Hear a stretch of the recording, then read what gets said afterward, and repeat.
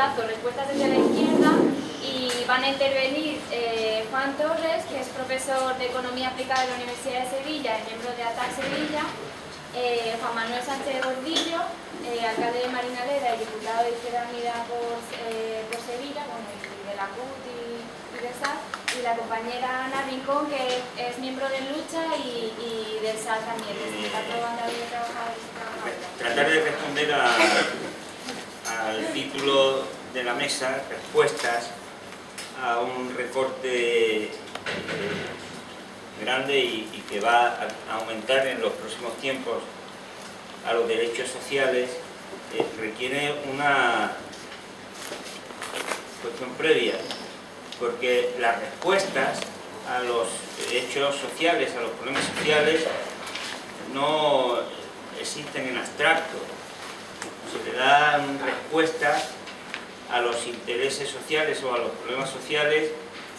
en función, por una parte, de la pretensión que uno tenga, el horizonte al que se quiera ir, y luego en función de la realidad en la que uno actúa, en la que uno interviene. Sería fácil decir, bueno, es evidente que esto es una crisis del capitalismo, hasta los propios líderes conservadores lo reconocen. Luego la respuesta que hay que dar es el socialismo. Podía decir eso, me levantaba y me iba, ¿no? Y habría dicho algo que seguramente conceptualmente pues es aceptable, pero me estaría moviendo en un terreno nominal, en un terreno que no tiene en cuenta la coyuntura social, histórica, la correlación de fuerzas, las relaciones de poder que en cada momento hay.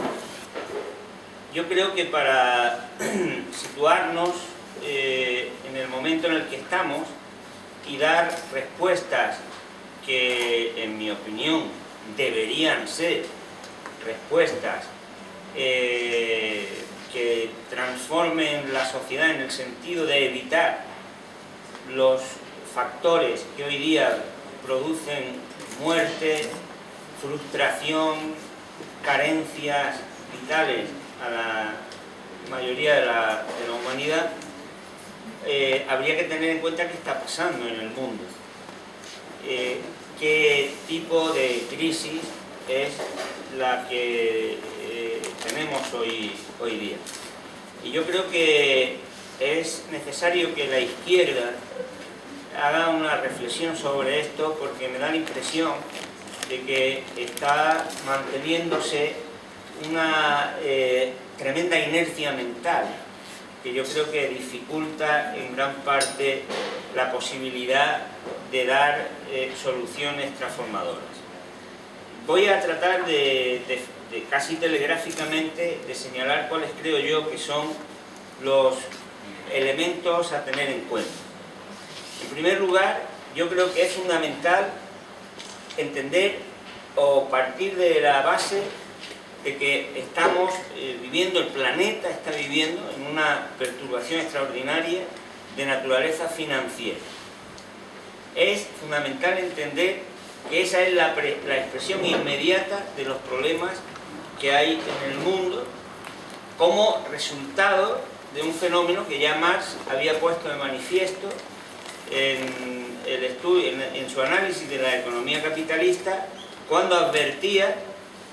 que el mundo de los financieros puede llegar a, por decirlo de una manera gráfica, absorber tanta energía del sistema social y económico que podía acabar con la propia dinámica de acumulación del capital. En cierta medida es eso lo que ha ocurrido en los últimos decenios,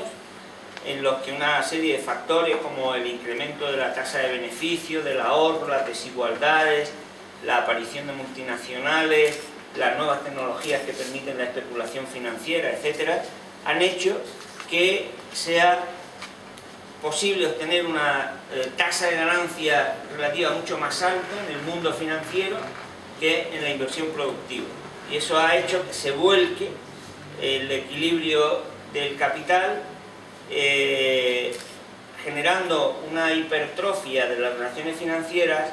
y debilitando continuamente la actividad productiva, la creación de empleo, las tasas de crecimiento, etc. Lo que ocurre es que, como acabo de señalar, esa hipertrofia de lo financiero no es algo que se dé in vitro, sino que es justamente el resultado de una conformación sistémica de la economía y de la sociedad capitalista. No se ha podido dar esa hipertrofia de lo financiero y, por lo tanto, esa generalización de las perturbaciones financieras. Por ejemplo, desde el año 70 hasta aquí se han dado 130 crisis o episodios de estrés o de perturbación financiera. No se darían si a su vez no se hubieran dado otras transformaciones en la economía en general, en las políticas económicas, en la política, en la democracia, en la cultura, en los valores, que han hecho que todo el sistema social se contamine de la inestabilidad y de la perturbación que se origina inicialmente en el mundo financiero. Y eso es precisamente lo que ha hecho que en los últimos decenios pues se hayan ido acumulando los factores de crisis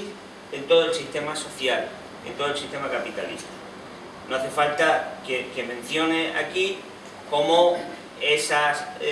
perturbaciones financieras han ido acompañadas de crisis en lo productivo, de situaciones de hambrunas, de quiebras comerciales, de una presión constante sobre el medio ambiente, de una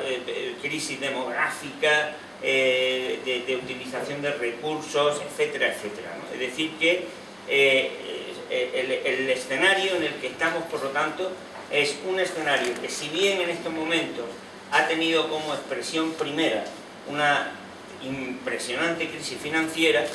parece que es bastante evidente, y de hecho hasta los propios, insisto, como decía al principio, analistas o políticos o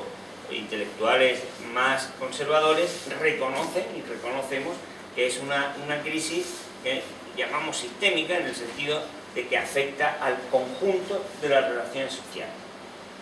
Naturalmente, esa crisis, aun siendo reconocida como sistémica, no todo el mundo la valora de la misma manera ni le da soluciones o respuestas que sean semejantes. Lo que yo creo que es quizá más importante a la hora de dar respuestas es entender en qué condiciones se ha dado esta última crisis, qué ha ocurrido y en qué resultados podemos esperar que va a terminar, o en qué situación podemos pensar que va a terminar. Yo creo que el desarrollo de la crisis es conocido, cómo se ha ido produciendo una desregulación continuada en los mercados financieros, justamente para facilitar la obtención de tasas de beneficio mucho más altas en la actividad financiera, cómo eso ha ido generando una difusión extraordinaria de productos súper arriesgados. Es decir, la característica principal de esta hipertrofia de lo financiero es que para ganar más dinero en las finanzas lo que hay que hacer es asumir más riesgo, y lógicamente eso hace que el riesgo se difunda de una manera generalizada por toda la economía. Lo que ha ocurrido ha sido, como sabéis, yo no voy a insistir en eso, fue que llegó un momento en que la acumulación de riesgo fue tal que el sistema financiero quebró. O sea, lo que ocurrió en el año 2007-2008, sencillamente hablando,